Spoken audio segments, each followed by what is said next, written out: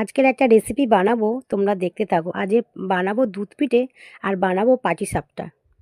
প্রথমে ভালো করে গরম জল করে নিয়েছি, করে নিয়ে ছিটে ফোঁটা একটু দিয়েছিলাম লবণ আর দিয়েছিলাম কিছুটা চালের গুঁড়ো। চালের গুঁড়োটা না ভালো করে সেদ্ধ করে নিতে হবে। আর আমি একটু দিয়েছিলাম সুজি, সুজি দিয়ে ভালো করে ওটা একটা ডো বানাতে হবে আর অল্প অল্প ময়দা দিয়ে ভালো করে মাখিয়ে নিতে হবে, নাহলে পিঠেটা হয়ে যাবে শক্ত। আমি দুধ পুলি বানিয়েছিলাম, তবে অনেকে নারকেল দিয়ে করে। আমি পুরো পিঠেটা বানিয়েছিলাম ক্ষীর দিয়েই বানিয়েছিলাম। পাটিসাপটাও বানিয়েছিলাম ক্ষীর দিয়ে, আর নারকেল পিঠেও বানিয়েছিলাম ক্ষীর দিয়েই করেছিলাম। এক এক করে সব এক একটা করে শেপ দিয়ে বানিয়ে নিয়েছি।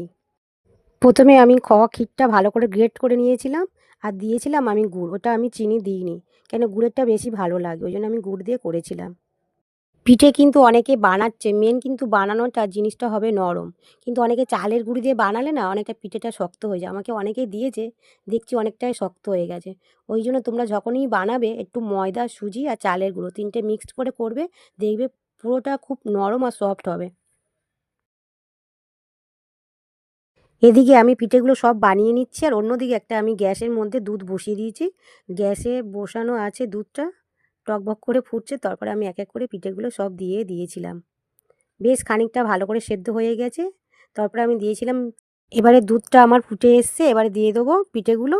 আর দিয়ে দিয়েছিলাম ৩-৪টে এলাচ আর দিয়েছিলাম ২-৩টে তেজপাতা। এবারে ভালো করে ফুটে এসছে, দেখছি পিঠেগুলো ভালো করে সেদ্ধ হয়ে গেছে।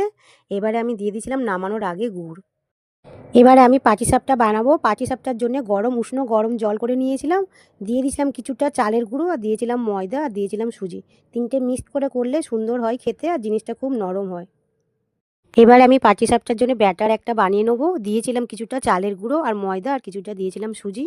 দিয়ে আমি উষ্ণ গরম জল দিয়ে একটা ব্যাটার বানিয়েছি।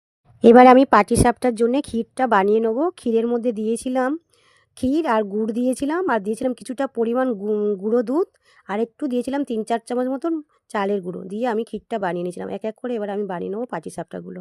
এবার আমার পিঠেগুলো সব বানানো হয়ে গেছে। এবারে আমার গোপু সোনাকে খেতে দেবো পিঠে।